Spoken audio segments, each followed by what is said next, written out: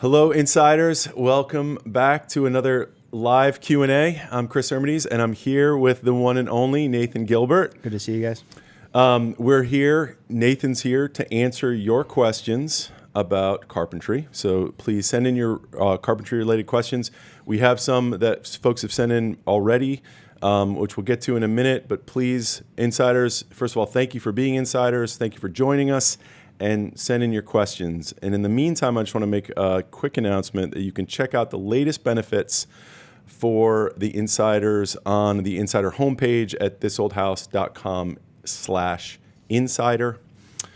Nathan, before we get into questions and all of that, what have you been up to? First of all, we haven't seen each other in so long that I didn't know how badly outnumbered you are at home now. I've been busy, yeah. Can you let everybody know? So in December, we added our third girl. So I have 3 girls, and we've been busy, just kids and work and life, and everything's going good. No complaints. All good. That's so great. Yeah. And your grandpa's got to be excited and ecstatic, right? Yes. Pappy Bill, as we call him. Pappy Bill? Yeah, he's very excited. He's got 6 grandkids. So. Holy cow. Yeah, so there's always a full house. Very fun. We do dinners on Sunday nights. So. Oh, nice. Yeah, so everybody's running around. And of course, your dad's working with you all the time too, right? Yeah, we're just finishing up a bathroom job over in Hanover, Mass. That's been beautiful, really, really nice. Steam generator, all tile, just really a fun job to do. Moving on to a deck soon with Genowata in Newton. That's going to be beautiful. It's going to be soak pool, the whole 9 yards. Ooh, cool. Yeah. Very cool. Yeah, it's gonna be nice. I love Jen's designs. They are really, really good. It's pretty spectacular stuff. Yeah. All right. Well, before we get into the questions too, one more thing. Let's talk. You and I love to talk tools. Yes, I love talking tools all day. You brought something in. Yeah. Tell us about this tool that you brought in and why you like it so much. Maybe hold it up a little bit. Yeah. Simple, but so good. Okay. Just a chisel, 1-inch chisel, but the way that the handles fold around it to protect it. So I consider this a beater chisel. I keep this in my belt. But it's nice because when I fold the handles down, I'm not worried about it cutting into my belt. Okay. So you get the protection there. It's got a good striking end on it, metal end. And I have 4 of these now. I just keep buying them every time I see them. It's about $15 at the home center. This one's Irwin. The other ones I have are Stanley. They're just, good little chisels to have in the belt. And I've had something like this for probably about 10 to 15 years now. Now, this one is not chipped or anything. It still has a decent edge on it. I took my pretty one out for the show. Yeah. I got a couple that got some big old gouges, but I can put them on the belt sander and put a fast edge on them if I need to. But this is nice. It's just good to have in the belt. And again, you're not worried about cutting through whatever material I have, whether it's like a man-made like a nylon or a leather belt. Like it's a good little chisel. Will you use that to do like when you're mortising out for like a door strike or something? I usually have one that's in better shape than the others. I do have a really nice set of hand chisels that I keep in my truck that if I'm really going to be doing a lot of work like cutting in a mortise, I'll take those out. Yeah. But this is nice if I'm splitting something, if I'm just trying to take something away real quick. Little pry bar if I need it. Just a good all-around little tool. Yeah. And it's not too heavy. Yeah. 1 inch. No, it's a good size. Yeah. Let's you hold it up a little bit more for folks to see. Yeah. That's awesome.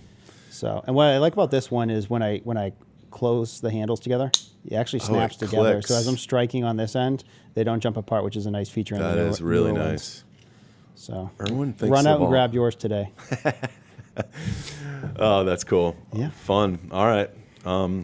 Next time we're gonna bring in some maybe the lamello or something. Something a little with a bigger price tag. I'm just kidding. I have so many tools. It's actually kind of hard to pick one to talk about. That we always talk about the track saws. We love them. Yeah. The lamello Z2P2, the biscuit joiner, snaps together. That's a fun tool to use. It's like instant gratification when you hear that snap. Yeah. So that's fun.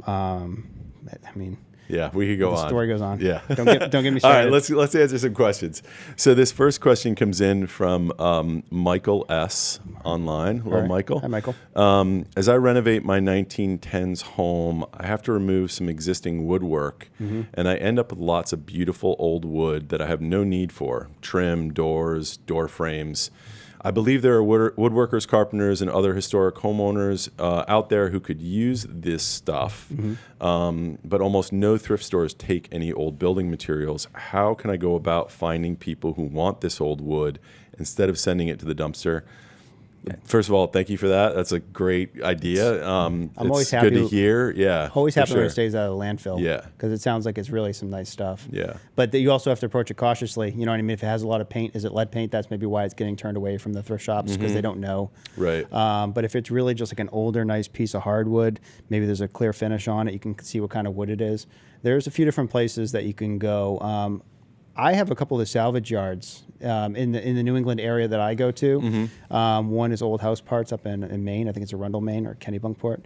It's a really, really nice shop. They have a lot of older wood. You probably bring it to a place like that. You could put it up online. Super easy. Get rid of it. Facebook Marketplace, Craigslist. Yep. There's free areas on both of those sites that you can post it. Tell them come and grab it. You know, no holds. Don't hold it because I'll be there in 10 minutes and then they never show up. Yeah. So hey, no holds. Come and grab it if you want it. You know, if you put it out by the road, unfortunately, someone might grab it and think it's firewood. Yeah. But yeah, Facebook Marketplace, Craigslist. I just had the bathroom job I'm doing right now. The homeowner had a really nice pedestal sink that still had life in it, and she put it on Facebook Marketplace, and someone grabbed it the next day. Awesome. There you go. Yeah, it's to keep it out of the landfill. That's the best way to do it. I always feel like I have my house was built in 1925, and we took a couple doors, we moved a couple things around, so I have a couple extra doors. I don't want to remove them from the house because I think about somebody down the road who might move in and be like, "Oh, I really wish we had this door," and I kind of like, but I don't really have a place to store it either. So I'm like, I inherited my house with like a dozen doors too, and I'm like, I don't think I have that many door openings. So someone was collecting, but yeah, I can't throw away a door. Yeah. I just stored them all in the attic of my barn. Yeah. But a funny other story, my brother's down in Florida, and my dad was helping with a renovation, took a door out, and my dad's like, it's an okay door. He's like, just put it out by the road. Matt's like, I'm gonna put it online for sale. And he actually put it on for like $200, and some lady bought it. No way. She was like, I was looking for this exact door. There you go. And here my dad is, and he's a thrifty guy too, but he didn't think it was worth anything. And ended up being a couple bucks in my brother's pocket. Awesome. Yeah. Awesome. Cool. I hope that's helpful, Michael. Yeah. Thanks for sending in, and good job being a steward for that stuff. We love hearing that. This one comes in from Alan S. Alan says, can you offer advice about how to find a good and reliable carpenter to do occasional home repairs like those that you do on Ask This Old House? Yeah, absolutely. So the place I would recommend the most is a local lumber yard. I'd go a little bit away from more like the box stores and kind of go into a local lumber yard that has local contractors going to buy the materials. Yep. If you go in there and speak to someone at the desk and say, hey, these are the projects I'm trying to tackle. Do you have someone that comes through here and buys stock, buys materials that you might have their card or have their phone number, and see if you can give them a call. But there's a lot of different types of guys and girls out there that are doing work, right? So some people might come through, they might be home builders or do big additions only. The projects might be too small. There might be a guy that's just the right fit that stops in there and gets his materials. He's maybe a remodeler in the area, and they could get linked up there. Yeah, cool. All right, that's a good idea. Yeah. I love the lumber yards, like the little for that kind of stuff. And there's always like somebody around the coffee machine. You're always like. I've heard that sometimes people find them intimidating, and I can see that for sure. Yeah, people feel more comfortable at the home center. It's less intimidating, but the lumber yards, they have so much knowledge there, and they know what products the local people are buying, what they need, how things are done, what size windows, what size doors people are using. They have all that like insider information there. And sometimes too, I don't know if I'm sure there's a lumber yard near me that local that like they have a lot of the profiles from the old houses and they've trimmed stuff that like unique stuff that you can't find. You're not going to find at some of the bigger stores. So for some of that finer stuff, but that's where I would go. Yeah, cool. All right. Hope that helps. Hope that helps, Alan. I stole your line there. No. You're welcome to it. This question comes in from Michael B. I'm planning to build a custom bookshelf for my home office. What type of wood would you recommend for durability and aesthetics?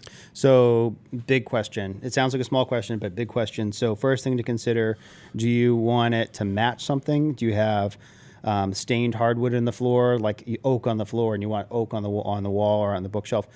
Is it paint grade? You know, you can save a lot of money if it's paint grade. You can go with a nice cabinet grade plywood. You can do poplar face frames, anything else poplar, sand it, finish it. It'll look beautiful. But if you're going to want it to blend in with like a maple or an oak, a lot more consideration there, a lot more cost too. You know, a lot more time to make everything perfect. Where if it's paint grade, you can save a little bit here and there when you need to tighten things up. The plywood is a huge help when you're building anything because it's really, really stable. You know, sometimes people think, well, everything needs to be like one board, you know, but sometimes we'll get plywood and we'll add a nosing to it, but because we get that reliability of all those different layers of plywood built up and laminated stable, where a board, there might be more expansion and contraction, might warp over time. Yep. Sometimes we'll do shelves out of a board, but the plywood, you can get the plywood with almost any veneer on it. But you're also going to pay for that too, $100 or more, up to $200 for one sheet of plywood. Let's break it down. Let's say paint grade built-in bookshelves. Where do you start? Like, do you build the case out of plywood and then face frame it afterwards? Yeah, so each one's a little bit different. You know what I mean? So if I'm probably going to build my carcass, my box first, and then that's going to drive the measurements for the face frames. Sometimes we like to make the face frames a little bit larger, give ourselves some material to scribe off if it's going into an older home and it's butting into something. Okay. Some wacky walls out there. So give ourselves like 3/4 of an inch of scribe. The shelves are usually recessed in a little bit, a lot of adjustable shelving pins. People like that. I did a really cool one a couple of years ago down in Rhode Island where I used an older shelving cleat style, and it's almost kind of like a sawtooth style. So I actually purchased the cleat system online because it saves a lot of time. But imagine like a little sawtooth design, and there's almost like a dovetail, and you can adjust. Oh yeah, you put the piece in, and that becomes the brace that holds the shelf. Correct. Yeah. But you can buy that sawtooth thing ready-made. Yeah, Lee Valley is who I bought them from, and they came, and then I cut them all to the length I needed, and it looks beautiful, and it really fits into like the old-timey houses. A lot of newer homes, you got the adjustable shelving pins. People love that.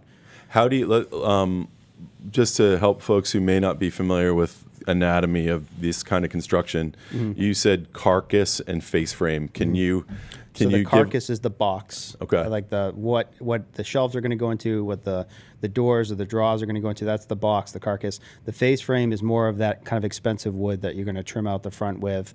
Like if we use plywood for our shelves, plywood there, then we'll put a nosing on that. That's going to be the wood that is going to look better over time. And if it's paint grade, you're using what for that nosing? Usually poplar. Poplar. Okay. Yeah, I like poplar. You can do pine. And does that nosing that you're putting on the shelf, is it just aesthetic? Mostly aesthetic, yeah. Okay. You know, it's another layer to like help stiffen the plywood as well. It's a different type of wood, and you glue and nail or screw it on. But yeah, there's a lot of choices. I mean, it's all driven from budget.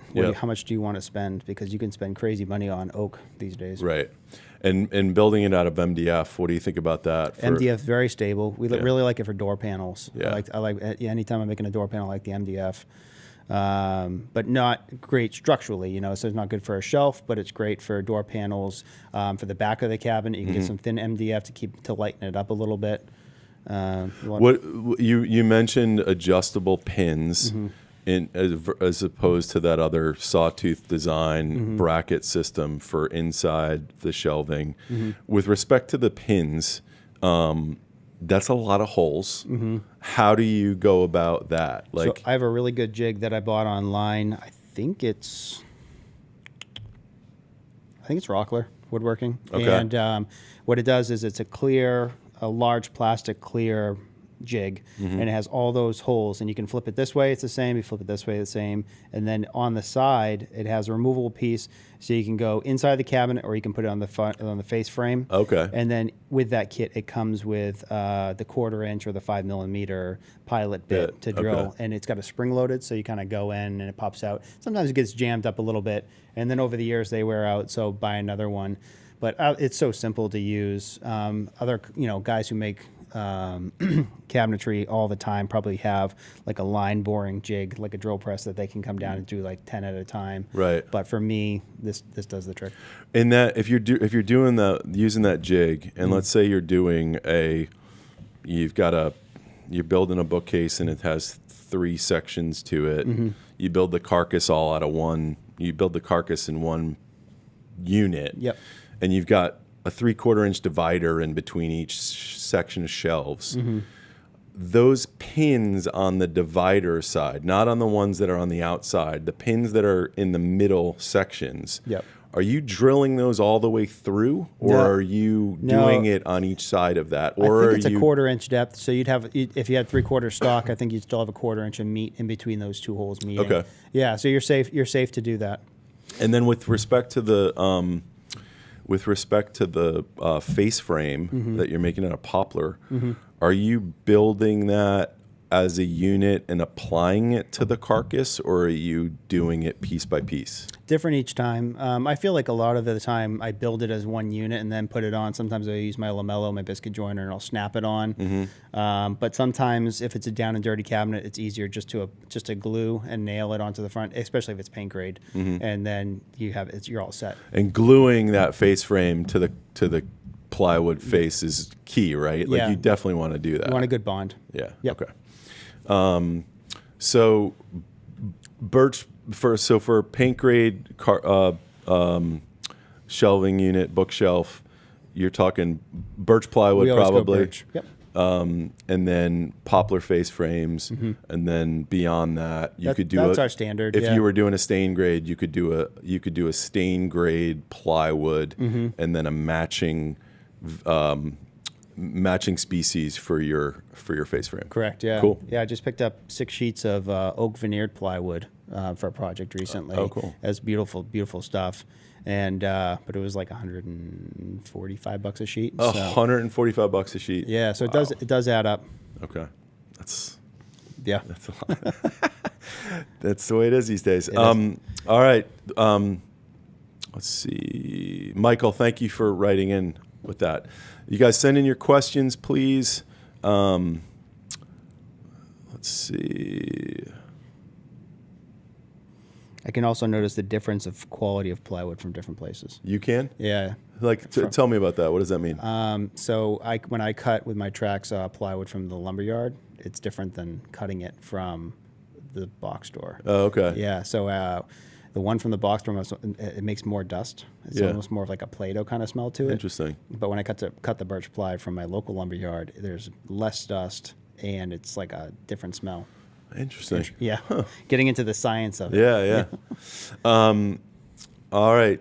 Gene wrote in, "Hey, Gene, all the trim and sills around the windows and doors in my 1900 home are mismatched trim profiles, broken, worn, covered in many layers of paint, and all around just terrible. Sorry about that. Over the past 125 years, they've been painted many times and were damaged, replaced by previous owners. How hard is it to replace all the sills and trim? It may not be sheetrock on all the walls. The walls are not insulated either." There's a lot to unpack here. Let's talk about this. It's a loaded question. Yeah. So first off, it stinks when you have a bad paint job, because if you put more paint on top, it's still a bad paint job. It's just unfortunate. And usually it's bad because there's so many layers that have built up over the years. Like, so the curtains got swapped out and then they patch it and then they don't do a good job and then the paint goes over there. But it's so difficult to reclaim that, and you don't know what's underneath. If it's hardwood, it could be rewarding to go strip everything. Yeah, but like chestnut. It might not be worth saving. Right. It might be time to say, okay, well, I want to do new trim. But then you have older home plaster walls. Is it horsehair plaster and wood lath? And that is so brittle. As you work around, you can't pry off of it. If you look at it wrong, it wants to fall. So that's like my nightmare when I go to look at window jobs. I'm like, oh man, okay, I got to swap the trim on the inside because I want to do a new construction window. That plaster is so soft, and if you the size of the new window could be just a little bit smaller, and move that trim a 1/4 inch or a 1/2 inch, and now it's difficult to repair that. But so if the trim needs to be replaced, approach it cautiously. If it's it's such a big project. Usually people have a dozen windows in their home. Yeah, or 2 dozen windows. yeah, it's a right? huge project. So the budget drives everything. Do you Yeah. approach it and say, okay, well, I'm going to start in the room I'm in the most, the living room, or the kitchen, do those 3 windows and then rest and then Yeah. attack another 3 windows.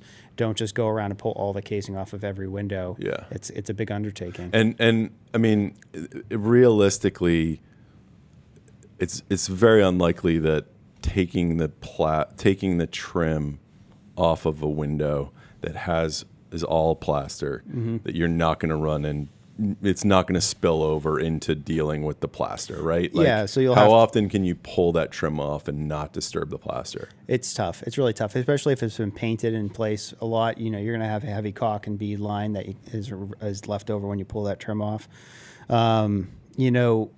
If she wants to get under, is it he or she? It's Gene. So yeah, I don't know. But to repair that plaster, you have the plaster. Try and do it all at once. Sand it, paint it back in. Is it common for, I'm trying to remember how my house was done now. I can't even remember, but did they put the trim up and then plaster to the trim? Or So I feel like that's the way my baseboards are. I have a 1925 home, and I feel like that's the way those were. So they would actually use the base as a ground sometimes to strike off. Okay. So that is possible. The windows, I feel like it's always usually proud, but with the base, I've seen a lot where you'll pull the base off and then there's a ground kind of behind it, or they use the base as the ground to strike off. So yeah, they could pull that trim off, and that plaster could be not as deep as they think. Right. Yeah. Okay. All right.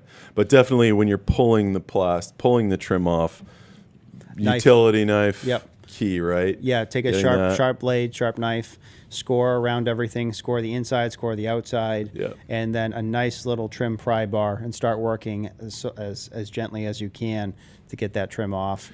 And one thing let's talk about, Gene mentioned the sill. Mm-hmm. Really probably talking about what? The stool. The stool. Yeah, the So, stool. can we talk about the anatomy of the trim of a window, what it's called, and the interior part and then the exterior? So inside, you have, at the bottom, you have your apron that goes below your stool. You have your stool, you have your extension jamb that usually comes away from the window. You have your casing, which could be any style. And then you go outside, you have your sill on the outside, which often rots out. And, Yeah. Then you have your casing on the outside as well.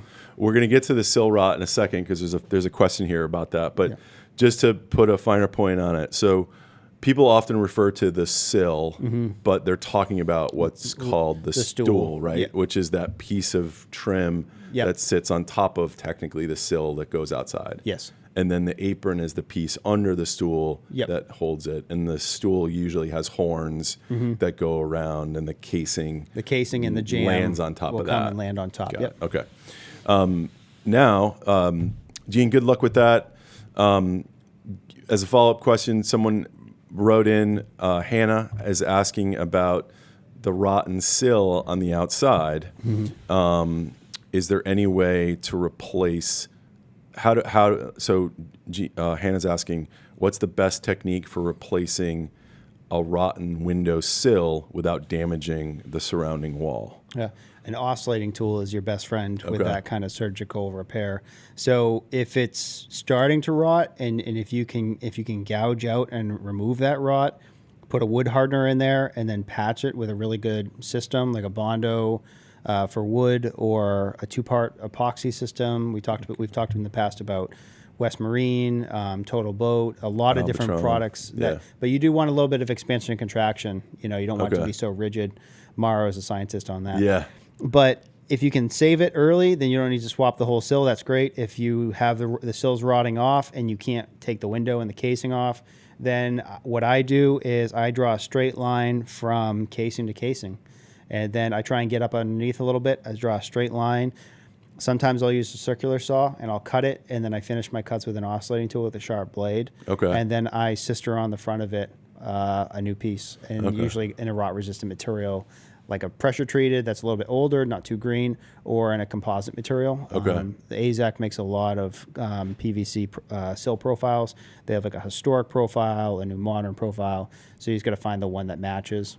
And just so people understand with respect to the sill and what we're talking about, the sill is actually integrated into the whole window system, right? Like Correct. it's not like typically in an old house, it's not a separate piece. It's connected to the window jams. Correct. And in an older home, in a new modern home, if a different type of window, it's part of the whole window. This, it's usually, the jamb of the window is going to sit down on top of the sill, and it was probably fastened up through the bottom, so it's difficult to get that sill out from under the jamb. It's almost impossible without taking everything apart. Right. So that's why we usually do cut the front off, sister on a new piece, make sure it has the pitch on it, make sure it has the right angle on the front, and a little bit of a kerf on the bottom, so when the water runs down, it doesn't curl and go back up. Oh, that little drip edge, which is like a slight little kerf on the bottom. It just keeps the water kind of from magnetically pulling up. I wish we had. I'm like, I want to pick something up and like show it to the audience. But next time. So that drip, that's like it's a common. I've heard it called a lot of different things, but how thick do you just do one kerf cut? I usually across? come back like a 1/4 inch and then just do the kerf of my blade, which is the thickness of the material taken away from the blade running through. Usually it's about an 1/8 inch. I take that off the back, and it's just enough. Yeah, and the whole purpose of that is just to keep the water from capillary action just traveling back and catching underneath, which a lot of old houses don't even have, right? No. Old houses don't have them. Is it worth, if your house doesn't have it, is it worth, I'm just thinking about this now, I don't know why, but is it worth taking a small hand router with a grooving bit and just going and How doing much that? free time do you have? I mean, you could absolutely do it. You could introduce it, but, and then you'd have to prime, seal, paint. Right. But if you feel like you got a wet side of the house that doesn't see much sun, it's probably not a bad idea. Yeah. Okay. All right. Cool. Hannah, good luck with that. Hopefully that helps. So once we cut it off, we have that profile. I will do a 2-part epoxy system, and I will glue and screw and apply that. And then we're sanding, we're sealing, we're painting it. So just try and blend it back in the best you can. Got it. Yeah. All right. Cool. Let's see. Gil just wrote via email. I've seen cedar clapboards face nailed and at other jobs blind nailed. Is there a preferred method? I always go face nailed. I think it's more traditional, and that's what we see in our area. I think if you face nail, you're going through the bottom of one, but you're going through the top of the other, so you're getting more nails into it. Where if you blind nail, you're kind of hitting the top, and then you might be hitting it again. You're not hitting it again with the next one, so you're really only getting contact at the top. You can allow that clapboard to cup, to move, to warp. We always face nail, and we always try and get into the studs.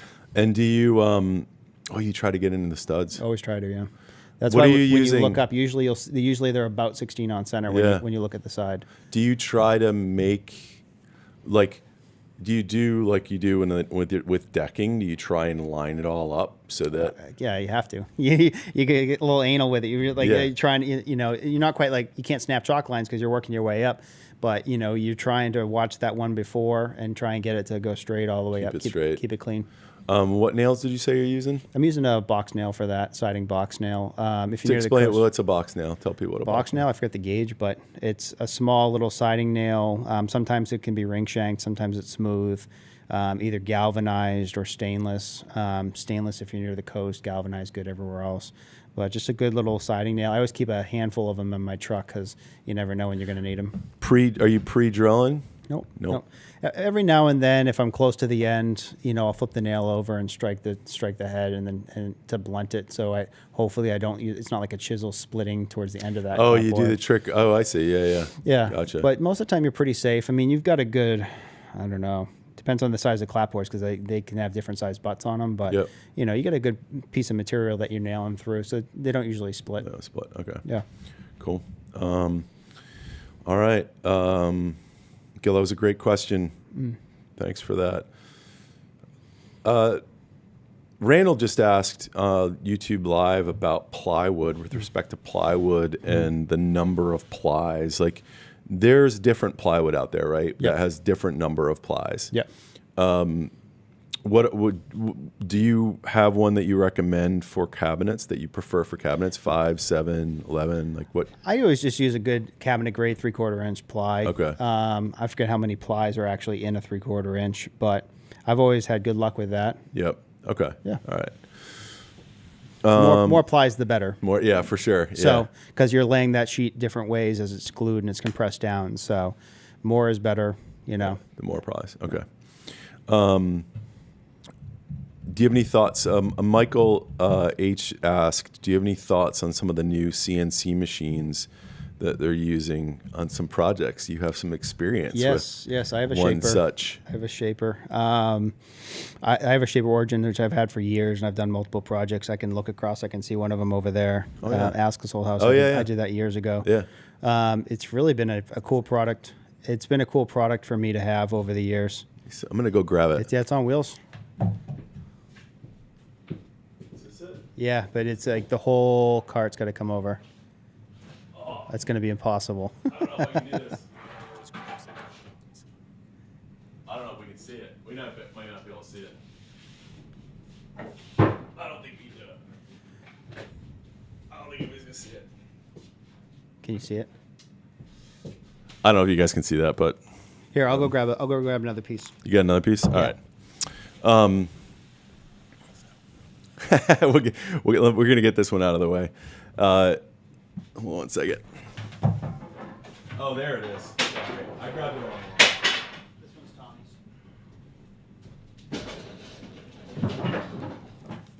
one's Tommy's. Mike in the control room, I'm really sorry about whatever I just knocked over with that.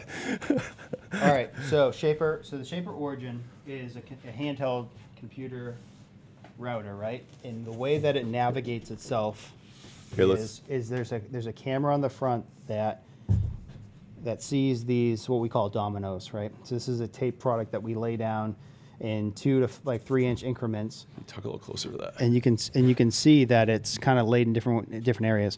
So there was nothing on this. We lay the tape down, then I take my router and I scan it and I create a work piece, right? Now the computer knows where the router head is as we scan across. So then Tommy cut out. This is something we're working on for the USS Massachusetts, the mug rack. So we have, it's upside down, but the state of Massachusetts, we have all the counties on here. And what we did was we cut individual. We got to turn this over now Yeah. that I realize what it is. We got to make this.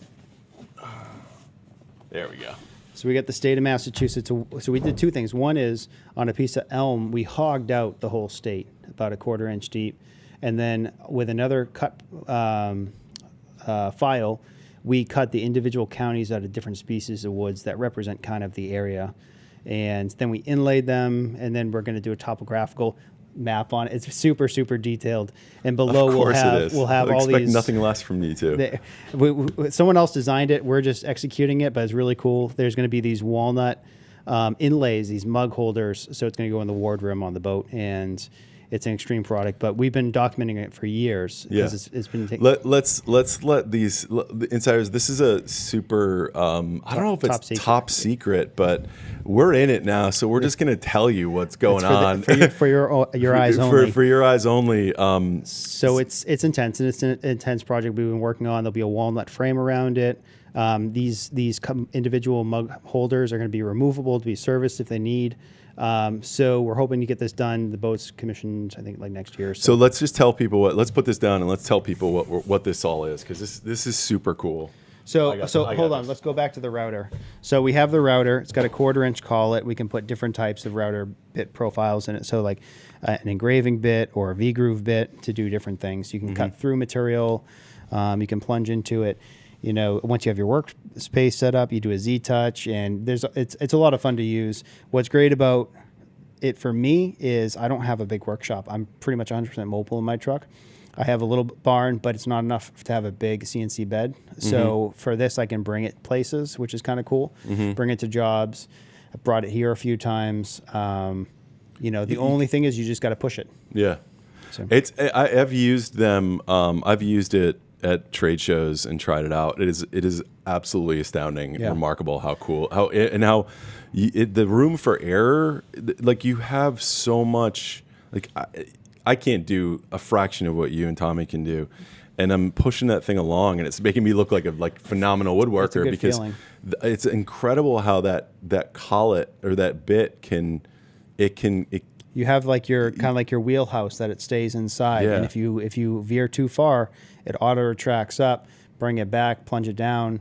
It's really, really good system. It's extremely accurate. It's crazy, and how it can adjust within that little range, even if you move too far out. Like you could do a straight line and not even be in a straight line, right? Like, and it's still, it just keeps the thing going. It's pretty remarkable. It's exciting. It's almost like a bike too. Like I'll put it away for a little while and then I take it back out and I'm like, oh yeah, I know how to use this. That's awesome. But if you were going to cut like big signs and you have a big workshop, you could probably get a CNC router that you can set up, hit go, and walk away, and go drink coffee. But if you're looking for something that you can take places and do smaller projects on, or big projects if you want to bite it off, it's a good tool to have.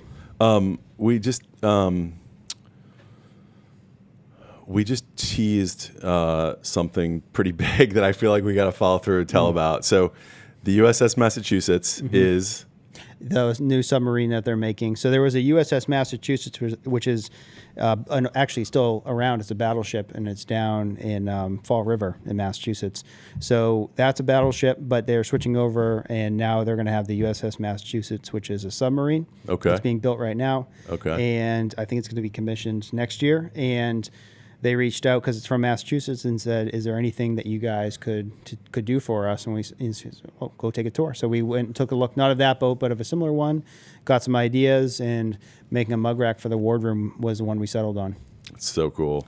So Tommy really spearheaded it. I mean, he's been really. I know he's been tinkering in his shop, coming up with all these different ways that, like, how to keep the mugs from moving, and there's all this. He had this pressure fit one that was like. It clicked when I was like, "Come on!" He's unbelievable. He turned that little profile. It's a good project, and what's cool is, like I said, it spans over years. So we started this in like 2022 or 3, and I think 2026 is when we're going to be finishing up. It's really cool. Being on that sub was incredible. I'd never been on a sub before, and seeing the things that they do there. And the one thing somebody just said, y'all should make an episode on that. We actually have been filming the process along the way, and it will be. I don't know that we're doing it. I don't know how we're covering it yet, so I don't want to commit to anything. But I do know that you will see at some point Tommy and Nathan making this stuff and these things specifically. And I don't know if it's going to end up being in part of the part of a segment or something, but it will be.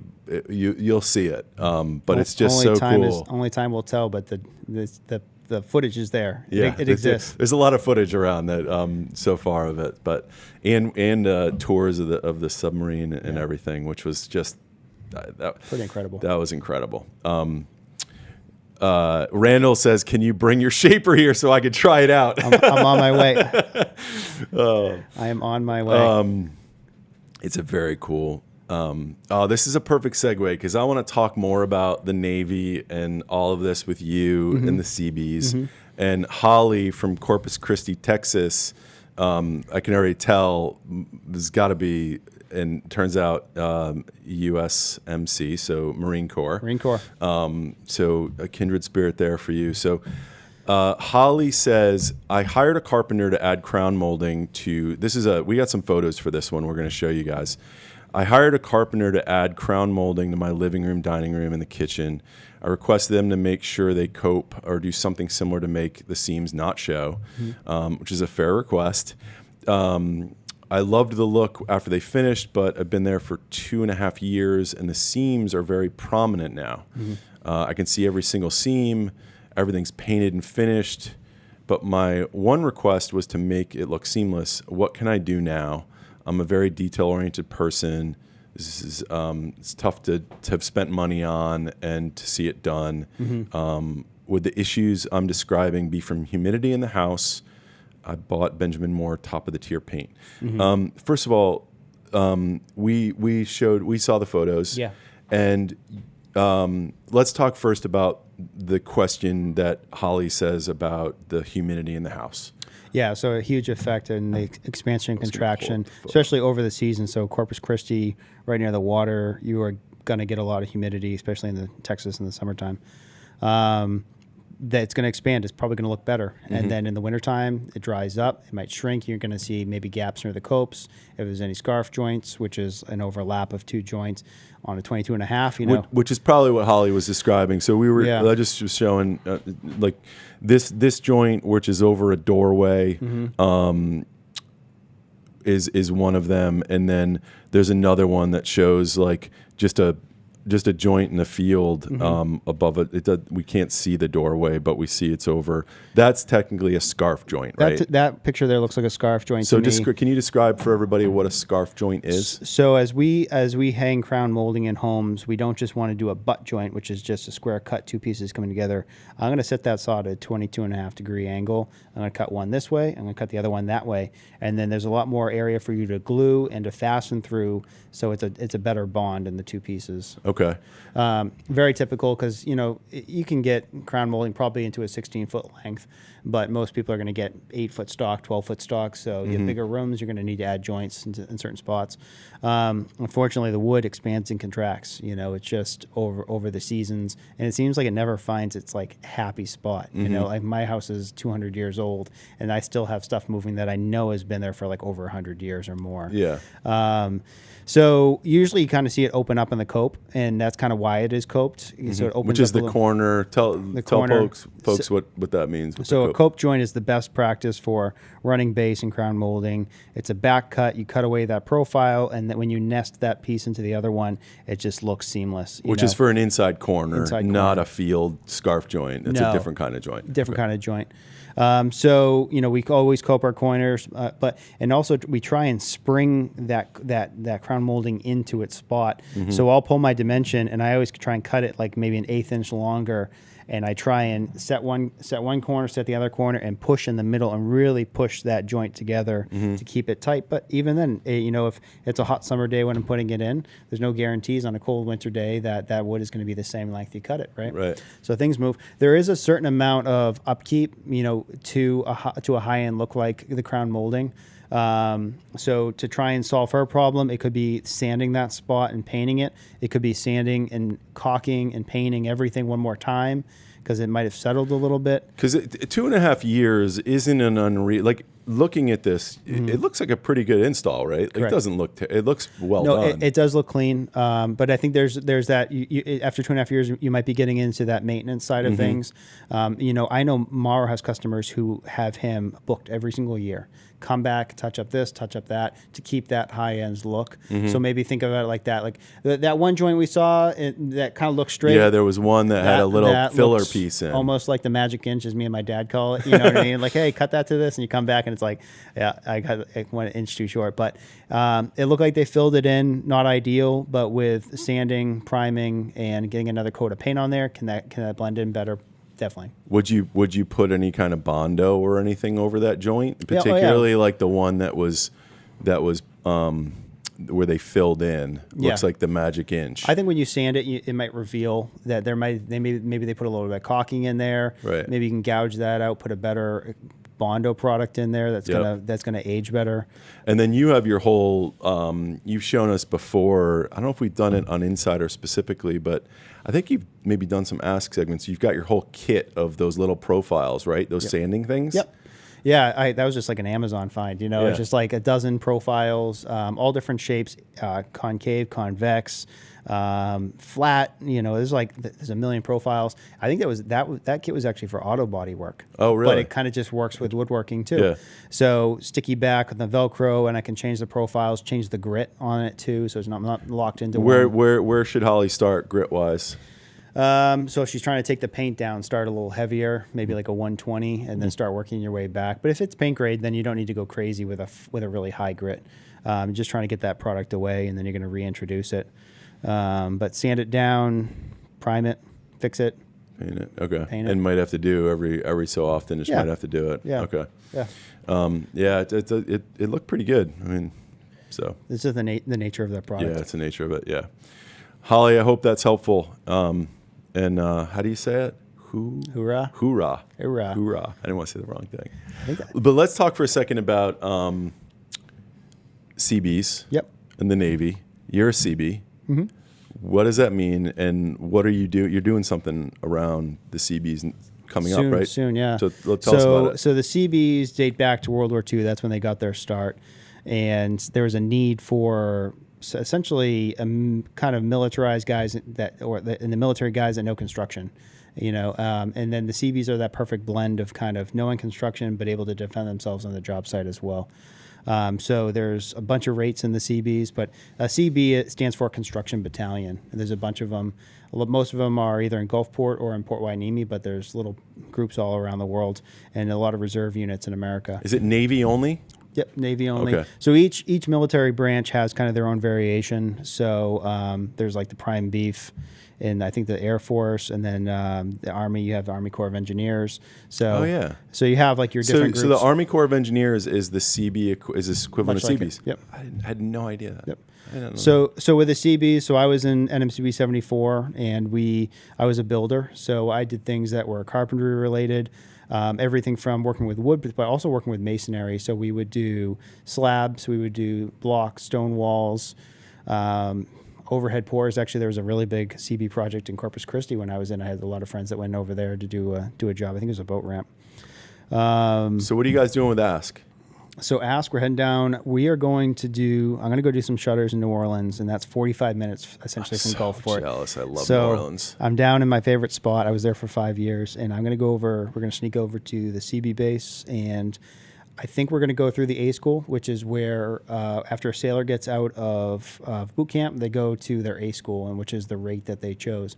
So for me, I went down to Gulfport, and down there you can go to A school for builders or steel workers like welders. Okay. So I went there in, I forget, I think it was about 8 weeks was A school. But there you start very simple. These are the tools that you're going to use all the way to the end when you're framing, you're doing roofing, you're doing siding, you're doing everything that they think you're going to need to know to get ready to go to the battalion. Very cool. Yeah. Very cool. So we'll be down there. Well, check it out. Always thank you for your service, you. and Holly, thank you for your service. Thank you, Holly. Shelly S. says, can I replace the boards on a deck without replacing the joist supports underneath? The structure seems to be in good shape, but the previous owners just didn't take care of the decking. Mm-hmm. Oh, yeah, absolutely. So let's talk about that. First of all, let's talk about how do you know, like when you pull, what should Shelly look for when she pulls up the deck boards? Yeah, if there's access to under the deck, that's kind of a great place to start. What's the condition of the pressure treated stock? Is it sized correctly? Is there any big damage, any rotting? Are the hangers still good? When you get back on top, when you pull those deck boards off, that's going to be the telltale sign. Is there a lot of splitting? Has the water worked its way into those cracks that were created by the nails or the screws and forced that joist to kind of spread open? Because unfortunately, when you pull those deck boards up and you go to put something down, that screw and that fastener has nothing to drive into. Right. Yeah. Right. So okay. it's shot. I think it was like 4 or 5 years ago. I think like 5 or 6 jobs in one summer. Everybody just wanted to swap out their decking for a newer composite style. And I had to get very smart about how I approached it because stringers are the worst. Stair stringers that support the treads, those seem to split the most. A regular joist weathers really well. Over the years, we've had tape introduced, which kind of self-seals as the fastener penetrates through it. That's going to help make decks last longer. An older deck probably doesn't have it. If the joists are good, you can introduce that tape and fasten everything back down. But don't be surprised if a lot of your fasteners don't grab as you try and go back in. Okay. Best thing to do, take it off, assess all of the framing, look for those places, provided it probably is going to be pretty consistent, right? Like if it's or do you find that it'll be different? So near the doors, if people have salted, good point, that eats away at the fasteners. So those deck boards are going to come up nice and easy because most likely the fasteners are well on their way to rotting out because of the exposure to the salt eats away at it. So you'll go to pull that deck board off, it'll pop, and it might leave a bunch of little 1/4-inch stubs of rusted old nails. Yeah. And it's kind of like you can't really get those out. They're in there. Maybe you swap those joists out, but the rest of them are good. Approach it with that mindset. You don't just hammer those rusted spots down? If they're split in there and then you're trying to go back on top, it's usually not going to be good. Not going to work. No. Yeah. So people love to salt. We did a segment one time when the joists actually dropped out on a deck, and that was because of heavy salt use. It ate away at the fasteners, it ate away at the structural hangers that the joists were sitting inside. So we repaired that, and then we did a new joist and new screws through the decking on top. So those are good things to keep an eye out for, but everyone loves it. I mean, I've taken up mahogany decks and put down composite decks. It's just it's almost like the luxury vinyl flooring. You know, it's very resistant to the scratches, low maintenance. Yeah. It's got a lot of benefits to it. And did you say you said tape the joint? Do you recommend if you taping? want to, yeah, if it's in the budget. The stuff's not cheap. You know, it's going to add up. Why would somebody want to, if they remove all the floorboard, all the deck boards, and the structure of the framing of the deck is all fine, not really any of the issues that you just described? Why would somebody want to take the time or spend the money and time taping the tops of all that? And what would they use? You're going to preserve the life of the deck framing even longer. So like I said, that tape self-seals as that fastener penetrates through it. So it's going to keep the water from getting in there and expanding and contracting on that joist and breaking it down. You know, they sell it for 2x stock. You can get wider strips that you can put over, like if you're got multiple joists ganged up together. There's a roll-on product that I've seen that came out recently. I saw that. Yep. I think it's from Fastmaster. Yeah. I haven't used that yet, but I'm sure it's a good product. Yeah. Definitely worth the time. Okay. That's kind of become our new norm in the last few years, to definitely start using the tape. And one other question with respect to replacing the deck boards that Shelley should maybe consider. What if she takes the decking off and let's say the structure had wood decking, 5/4 decking, and then or a mahogany, something like that, and the joist spacing is 16 to 24 on center, and then she wants to go back with a composite deck. Yep. What's something she has to consider? I would consider shrinking that down to 1 foot on center. It's definitely recommended by all of the composite decking manufacturers. 1 foot on center is going to be better. Standard. Yeah, 16 on center is pretty wide. You're going to get a little more bounce. The key is to check the manufacturer of whatever product. If it's 2 foot on center, you're golden. Just drop a joist in between. Yeah, exactly. You're good to go. 16 on center, that's a whole different project. Yeah, that's a big deal. Okay. Good luck with that, Shelley. Good luck. Let's see. Oliver is asking about what do you use for minor repairs, chips, dents in wood furniture? Do it. Yeah, I'm by no means a specialist at it, but I have this really nice repair kit that I've built up over the years. Because you do stuff on wood floors and stuff, right? Oh, yeah, it's sort of so we'll get cabinets that are damaged. Or floors that get damaged. So I like to have a little repair kit. It's got some wood filler in it that's stainable. That doesn't come out as much. Usually I try and introduce, for like the scratches and stuff, I did a segment on it years ago, a little bit of this almost crayon-like color match filler that I rub in, or I melt onto it, scrape it away, hit it with steel wool. There's a YouTube video on that. It came out nice. So I have all these different colors. And then I also have like your wipe-on finishes, which are made by a million different brands. Those have a little bit of oil, which darkens the scratches, helps them blend in. I really don't get into like major furniture repairs, the big gouging, say a dog chewed on it. That's a big undertaking there. But small little nicks like the drywall screw that sneaks under the floor protection and scratches up the floor. Sometimes we can sand it back. We can introduce a little bit of moisture to try and swell that wood back up, but it doesn't always work. Sometimes you got to apply a filler, sand it or stain it, hit it with a steel wool. I remember when I did my video, I have my little like almost like a little makeup like highlight, in different shades for Mohawk products as well. Try and introduce that grain back into it to try and blend that scratch in. It's kind of fun to approach it, and what's the worst that's going to happen? Yeah. You know what I mean? You can just gouge it out and start over. Start over again, yeah. And then you got to apply the finish when you're done. So now are you going with a satin finish or a gloss or a matte? So there's definitely a whole science to it. These are some great questions. And before we wrap it up, though, Mike was asking about you have some cool old tools? Cool old tools? Yeah. I got a bunch. Tell us about some. Cool old tools? The equipment. Your belt equipment in your wood shop. Oh, I have a, so I bought it, when I bought my house in 2017, I went out to the shop, and there is a a long rod, and I'm not going to have all the right proper terminology, but I have this massive electric motor that powers all of these wheels, and you can run different attachments off of it. The last one that's really there is this massive drill press. Oh, no way. But it runs off of a belt that comes off of the ceiling. Really, really cool old system. They had grinding wheels. I'm sure they had a couple For other types. what? Like, what is all that for? I think kind of like an old blacksmith shop. Yeah, the floor's got a lot of soaked in I oil. need to and come. stuff. I didn't know that. Yeah, it kind of blends in. I don't want to get rid of it, but I got a lot of junk. So like now it's kind of like That's becoming why I never part of- saw it, 'cause It's becoming part of the facade there. Yeah. But yeah, I like kind of want to power up that motor, but a lot of the old leather belts that drive everything are definitely older, and Yeah. they're going to start flying all Right, over the right. place. You can replace the belts. I wonder, get Heath over and like see if Yeah. we can do a soft start on Yeah, it. that sounds like a job for Heath and Tommy. I mean, Yeah. they'll dig right into that. Someday I'll get it going. Yeah. Yeah. Cool. Yeah. Cool. That's a cool thing that the house came with, and I don't know. Maybe it'll get going. Maybe it won't. All right. We'll Well, we'll be there with cameras if it does. Yeah. All right. Well, that does it for us for today, folks. It's been a great hour. Great questions. Nathan, awesome. Thanks for hanging out with us. Thank you for having me. And we'll see y'all next time. Thanks again for being insiders. See you guys.